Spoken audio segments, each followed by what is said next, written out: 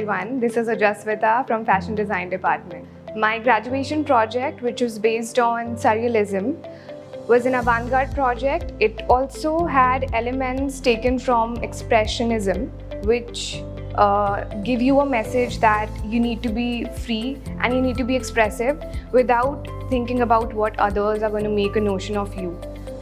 Throughout my journey, throughout the construction of the project, I faced a few hurdles because my project was avant-garde. It had a lot of structures, the size was big.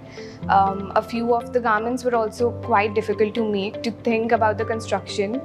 But eventually I figured it out through the help of Sharif Master Ji. He helped me throughout the journey. He helped me in making the structures, metal pieces, everything. And apart from him, my mentors also, Mansi ma'am, Priyanka ma'am and Chetna ma'am, they were a huge help to me, and I think they always go to great lengths to help me, make me achieve what I'm looking for. My experience in ITM was really fun, but also challenging at the same time. I think a major part of why I had a lot of fun was because I was experimenting with a lot of things during my assignments.